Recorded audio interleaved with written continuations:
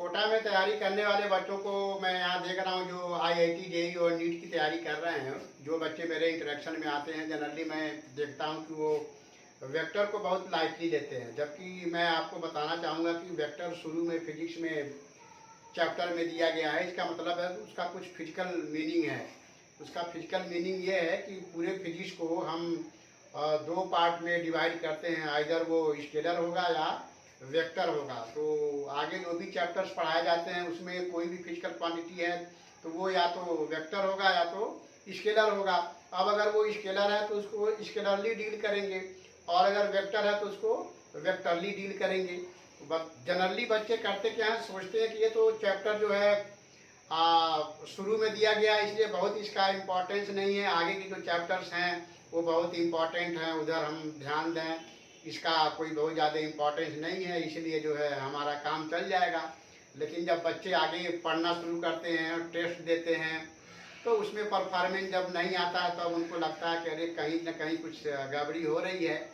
तो फिर जो बच्चे मेरे संपर्क में हैं उनको मैं यही बताता हूँ, बेटा जो बच्चे टॉप कर रहे हैं या सिलेक्शन ले पा रहे हैं तो उनको ये सब चीज़ें पता है, वो डिफरेंस समझ रहे हैं कि हमको अगर फिजिक्स स्ट्रांग करना है तो पहले वेक्टर को समझना होगा अच्छे से, और स्केलर को समझना होगा, और फिजिकल क्वांटिटी को डिवाइड करना हमें आना चाहिए कि कौन सा फिजिकल क्वांटिटी वेक्टर है और कौन सा स्केलर है, कौन सा वेक्टर के अनुसार सॉल्यूशन में इस्तेमाल किया जाएगा, कौन स्केलर के अनुसार किया जाएगा। तो और फिर मैथमेटिकल टूल्स वगैरह, बच्चे जनरली सोचते हैं कि मैथमेटिकल टूल्स जो पढ़ाया जा रहा है फिजिक्स में वो बायो के बच्चों के लिए बहुत इंपॉर्टेंट नहीं है अगर वो नीट की तैयारी कर रहे हैं। और जेई वाले तो जनरली मैथमेटिक्स पढ़ते ही हैं, इसलिए वो मैथमेटिकल टूल्स उनको काफ़ी अच्छे से समझ में आता है, और मैथ में भी वो पढ़ते हैं, इसलिए उनका मैथमेटिकल अप्रोच काफ़ी स्ट्रांग होता है। तो जेई वाले बच्चे काफ़ी आसानी से सिलेक्शन ले पाते हैं। फिर नीट में क्या है कि बच्चों का संख्या जो एग्ज़ाम में बैठते हैं वो लाखों में काफ़ी पहुंच गया, करीब 20 लाख के आसपास इस साल 2022 में बच्चे बैठे, आगे भी और बढ़ता जाएगा। तो यहाँ पर कंपटीशन काफ़ी टफ हो गया, करीब 100 बच्चों में 2 बच्चों का सिलेक्शन आ रहा है सरकारी कॉलेज में जो MBBS में सिलेक्शन हो रहा है। तो आप सोच सकते हैं कि आपको अपने सब्जेक्ट पर कितना स्ट्रांग कंट्रोल और रखना पड़ेगा और कितना उसकी अच्छी समझ रखनी पड़ेगी, तब जाकर आप 98 बच्चों को फाइट करके आपको आगे निकलना है। तो इस तरह से आज से 10 साल और 20 साल पहले जो सिलेक्शन का स्टैंडर्ड था और जो मार्क आ रहे थे वो काफ़ी मतलब कम हुआ करते थे, 60% एंड 70% के आसपास अगर आपका नंबर है तो आप सेलेक्ट हो जाते थे, उससे ज़्यादा है तो खैर आप पोजीशन गेन करते थे। बट आज वो हालात नहीं हैं। तो आपको फिजिक्स अच्छे से समझने के लिए फ़िलहाल यहाँ पर स्केलर क्या है और वेक्टर क्या है ये आपको समझना होगा। तो मैं यहाँ कोशिश कर रहा हूँ पूरे फिजिक्स में आने वाले चैप्टर्स में कहाँ कहाँ स्केलर है, A.B = AB cos थीटा, जो कि वेक्टर का दो वेक्टर का डॉट प्रोडक्ट है जो स्केलर के अनुसार डील होता है, स्केलरली इसको हम डील करते हैं। और जो दो वेक्टर का अगर हम क्रॉस प्रोडक्ट लेते हैं तो वो वेक्टर होता है, उसको हम वेक्टरली डील करते हैं। तो मैं इसका आज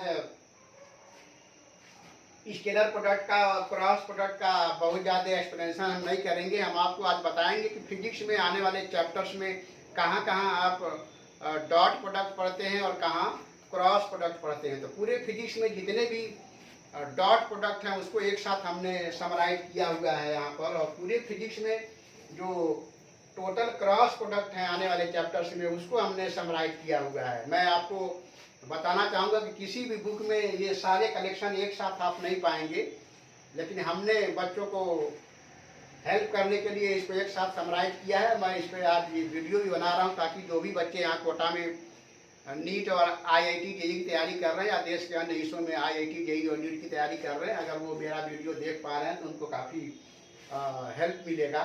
तो यहाँ पर मैं दो वेक्टर का dot product A.B = AB cos theta, जो बच्चे ज़रा सा भी तैयारी कर रहे हैं, थोड़ा बहुत भी उनको जानकारी है तो ये समझ पा रहे होंगे कि स्केलर होता है। तो पूरे फिजिक्स में दो वेक्टर के डॉट प्रोडक्ट पे कौन कौन से फिजिकल क्वांटिटी है यहाँ पर मैं आपको बताना चाहूंगा। सबसे पहले आता है आपका वर्क, जो फोर्स डॉट डिस्प्लेसमेंट होता है, जिसको एफ डी कॉस थीटा लिख सकते हैं, जहाँ थीटा फोर्स एंड डिस्प्लेसमेंट के बीच का एंगल है। नेक्स्ट आता है वर्क, एंगुलर मोशन में वर्क जो होता है टॉर्क डॉट एंगुलर डिस्प्लेसमेंट, तो ये भी डॉट प्रोडक्ट पर बेस्ड है। नेक्स्ट आता है तीसरा पावर, पावर जो होता है फोर्स डॉट वेलोसिटी होता है। फिर उसके आगे आता है पावर एंगुलर मोशन में टॉर्क डॉट एंगुलर वेलोसिटी। फिर करंट होता है I, current density dot normal area. फिर मैग्नेटिज्म में आता है magnetic flux B dot A, जहाँ ये नॉर्मल एरिया है, बी मैग्नेटिक फील्ड है। इलेक्ट्रोस्टैटिक्स में आता है electrical flux electric field dot normal area. Dipole को जब मैग्नेटिक फील्ड में रखते हैं तो उसकी पोटेंशियल एनर्जी होती है वो माइनस पी डॉट ई, जहाँ पी इलेक्ट्रिकल डाइपोल मोमेंट और ई इलेक्ट्रिक फील्ड है। किसी मैग्नेट को अगर आप मैग्नेटिक फील्ड में रखते हैं तो उसका potential energy minus M dot B, जहाँ एम मैग्नेटिक डाइपोल मोमेंट है और बी मैग्नेटिक फील्ड है। फिर कंटिन्यूटी इक्वेशन, पाइप में जो फ्लूइड फ्लो करता है उसके लिए कंटिन्यूटी इक्वेशन इस्तेमाल होता है, जहाँ पर वी वॉल्यूम है, volume of fluid flowing per second through the pipe, वो cross sectional area means normal area of pipe dot velocity, जो उसमें फ्लूइड फ्लो कर रहा है उसके dot product of normal area and velocity के बराबर होता है। तो पूरे फिजिक्स में अभी एक दो और भी हो सकते हैं, लेकिन ये मैंने पूरे फिजिक्स में मैक्सिमम जो डॉट प्रोडक्ट पर बेस्ड फिजिकल क्वांटिटी है पूरे फिजिक्स में, जो नीट और जेई के लिए और इवन बोर्ड के लिए भी, पूरे देश में जो बच्चे बोर्ड के एग्जाम में बैठ रहे हैं उनको ये पहले अगर वो समझ लेते हैं तो हम समझते हैं फिजिक्स काफ़ी आसान होगा। इसलिए अब आप इतने से तो समझ ही सकते हैं कि कितना आपको इम्पोर्टेंट है वेक्टर का डॉट प्रोडक्ट और वेक्टर का क्रॉस प्रोडक्ट समझना। अब मैं वेक्टर का क्रॉस प्रोडक्ट के विषय में बात करता हूं। तो वेक्टर का क्रॉस प्रोडक्ट जो होता है राइट हैंड स्क्रू रूल को फॉलो करता है। अगर किसी वेक्टर ए को वेक्टर बी की तरफ ऐसे रोटेट करते हैं तो ये थंब के डायरेक्शन में उसका इफेक्ट मिलता है, जिसको एक्सियल वेक्टर कहते हैं। तो यहाँ पर मैं आपको बताना चाहूंगा कि एक्सियल वेक्टर जो होता है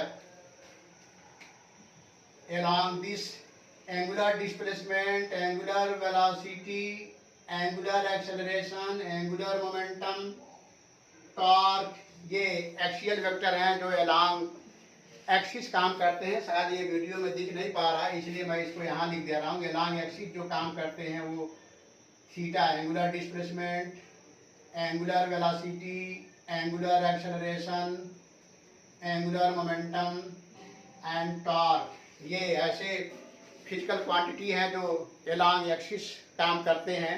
इनको एक्सियल वेक्टर कहते हैं। अगर इनको क्लॉकवाइज आप घुमाएंगे तो क्लॉकवाइज जब घुमाएंगे तो इस तरह से डाउनवर्ड इफेक्ट आएगा।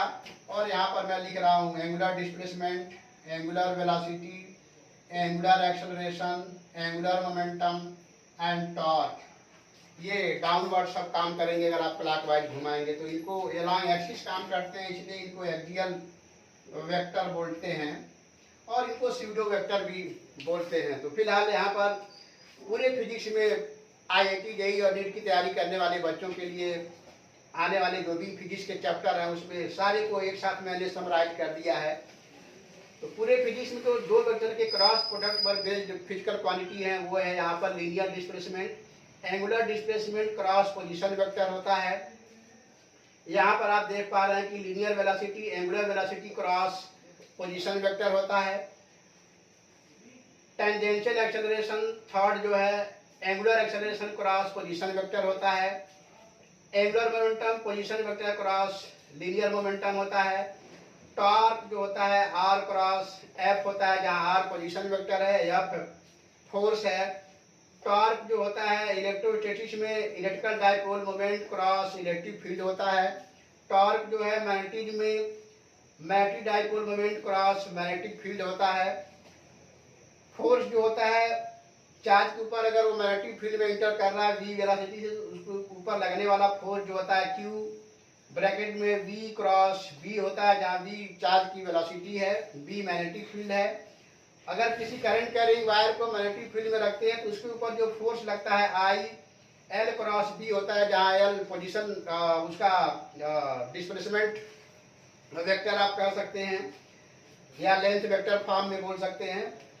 किसी करंट कैरिंग वायर के कारण सराउंडिंग में जो मैग्नेटिक फील्ड बनता है वो dV equal to mu not upon 4 pi I DL cross R upon R cube होता है।